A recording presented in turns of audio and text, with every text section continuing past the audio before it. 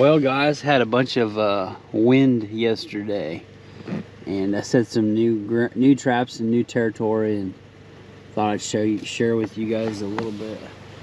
I set this one here in the middle of a 2-track that comes out, and there's a divide with a little creek right there with a nice long running fence row, and I like that set there. It hasn't produced yet, and well, awesome trail here. Fence row goes over the top of the hill. Creek system. Good crossing right here. Probably just a matter of time on it.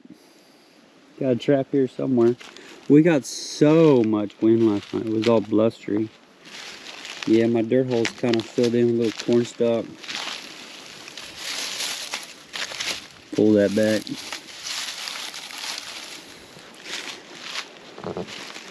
Looks like the coon's been coming through. I'm gonna get over here. I got a really good trail with a cable on it. It's just literally a matter of time on this one. This would be one of those trails I would like to catch and then put on a slide wire. But this is kind of, this area here is kind of a bit farther out. You know, it's like a, how long did it take for me to get here? 40 minutes to get here. So it's not in my typical area. So I'm just trapping this about a week and then I'm pulling out. But normally on a trail like this, it's so good. I would want to cable them and slide them.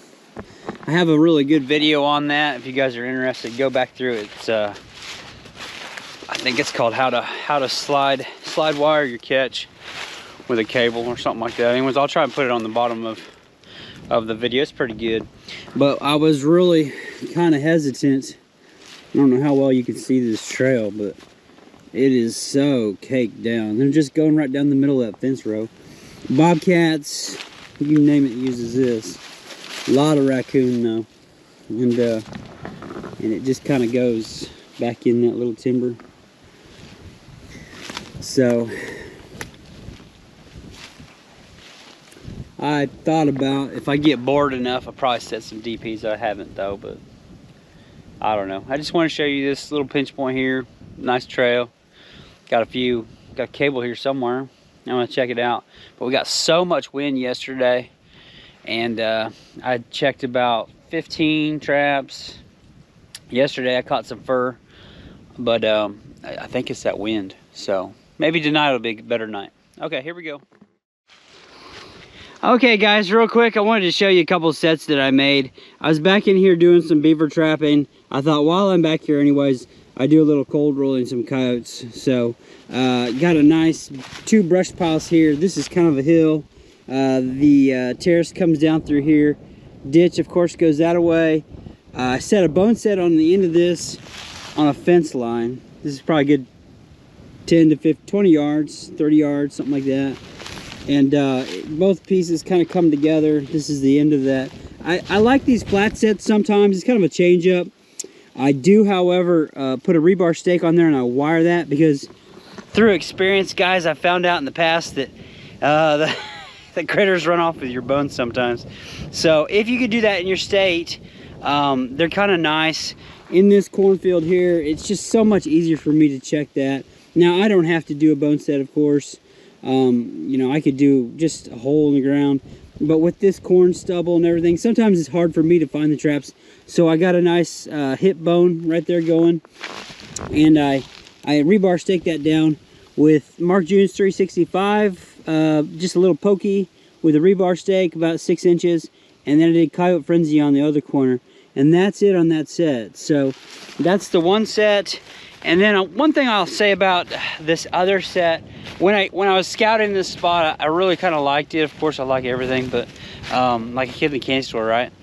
And but one thing that I have noticed in the past, you see these dead trees, and then they have all this. This is a fallen log right here. I don't know if you can see that with the shadows or not. And then there's another one right here where it has all that brush that kind of leads down in that corner. Now, I've found this out through experience through the winter months. The coyotes will actually, they'll come and they'll hunt that stuff. So if you could see all that grass that's right in here, it's all matted down. there's probably always going to be a rabbit on the edge of this or something for them to hunt. But I've noticed in the past that they like to hunt those, so I kind of like to set off of those a little bit. So I went with dirt hole, about 5 or 6 corns, 5 rows on the corn out, double dirt hole, and I'll show you that real quick. I went ahead with, let's see, Cletus is Bobcat meat in one hole, and I covered it, and the other hole I didn't cover. And I went with a gland lure on the back of that, and maybe a little fox shear on the backing. So that was my set on that. Hopefully something like that will produce. I wanted to share that with you. It's kind of what I'm working on. But these nice long fence rows, got a little brush pile back here behind me, and it's gonna produce. It's just a matter of time, right guys? So that's why you keep getting those sets out there. If you've got these old dead stuff, it falls down, and all that matted stuff, it's a really good food source. And I found out that they will come from here to over there, and they'll hunt that, and even if they're in pairs. So anyways, something to look forward to, and let's keep going on down the line. Well guys, took you to a beaver job I'm working. This is probably my second check on this one. I'm not really looking forward to this, to be honest with you. I think it's maybe one beaver, and they're in a pond. I'm on the dam, on what you call the crossover from the drainage tube over always the best runs. You can see that trail, and we're gonna go down here. I set a trap, and was hoping I'd have him yesterday. I haven't been seeing a whole lot of activity. I made a slide set with a conibear there in the water. You can see it. Very effective set. I need to box him in a little more. You can see where I just kind of threw a log thinking that would help. I was pressed for time. I do need to box this in a little more, make it a little more brushier. I'll probably do that here in a second. And really what I'm doing right now is I'm looking for tracks all through here. Pretty quiet. So I'm hoping maybe I've got him caught already. Big green stick he's been chewing on there. And let's go over and look at the top side of the dam. Alright, as I'm nearing the top of the crossover, there goes some ducks. So, set another good trail. Really good trail. Set another one down here in the water where he comes in and out. You know, same thing. And nothing. So maybe I've got, let's see, I've got at least 6 traps along the pond dam over there. You'll see the damage. Oh my gosh, they have all kinds of holes. But let's go over there and let's check it out. And I'm hoping I'll get him caught here soon. I need to see activity. Need to see where they're going around the trap. Otherwise, I need to start looking to see if they left. And I hate that. That always bothers me. So, if I had ice, I could tell you whether or not the beaver are here in 20 minutes, 10 minutes. But, anyways, let's go over on the other side and start checking those sets over there. So I come over here the other day, and there's just nothing left on that. Look at that, guys. And that's kind of my go-to visual. He's been chewing on that, and I need to see if he's been coming out at all. And that's kind of what I'm going by. I have a trap here. I don't see a floater. I'll get down there here in a second. I'll check it, but a little slide where he's coming out and feeding. Got another trap over here. Muskrat in this one. That's always fun.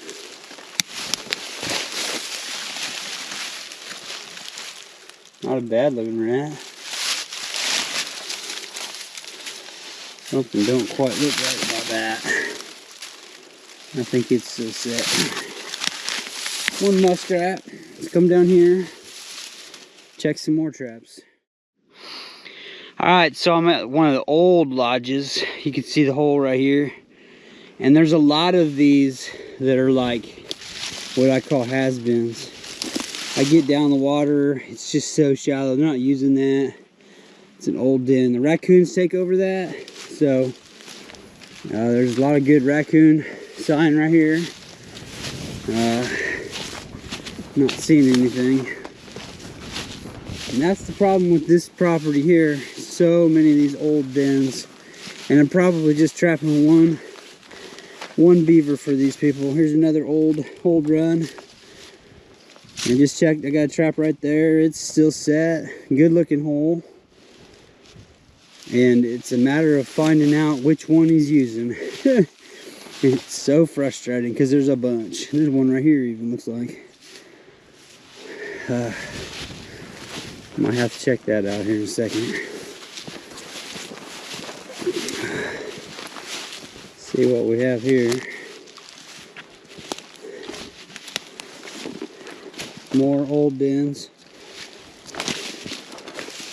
Sometimes when you get these beaver jobs, you go out on them, and I tell people, I give them a big ballpark as far as how much it costs for me to set traps and how much it costs for me to keep checking them. I give them a ballpark, and I tell them, I said, here's where it could be at, and I won't know until I get to setting traps how much it's going to cost. And there's an old den there, same thing. So frustrating. Coons, lots of coons. 2 more traps, I think, is all they got left. Pretty quiet. Let's go check these real quick. Now I'm down to my last trap, and I'm not happy. Not seeing any evidence. This one's set off, though. What we got here? Rat. Another muskrat. So, not good for me. Well, I'm on location, not seeing any sign on this beaver trapping job. Need a little ice. Gonna pull out these 2 muskrats and look for if there's no evidence of anything, especially on these crossovers. That's not good for me. So I get paid to remove beavers, not muskrats, and that's the real bummer about doing paid beaver trapping jobs. Sometimes it's a wild goose chase, so I may have to go. Hopefully this isn't too boring. Hope you guys are liking this kind of content. I don't like not having many catches. I may have to go up this system here and see if he's in that ditch. If he is, I'll have to set some traps. So, it is what it is. Okay, so I took my muskrats out. A couple nice muskrats, not too bad. Reset my trap back in there. Taking my safety off because I don't trust any of my traps. They like to go off on me. A couple things I'll say about this pond here. I know I'm going to get some criticism about. Probably a lot of you guys are saying, why don't you just set some caster mount sets and drown them beavers?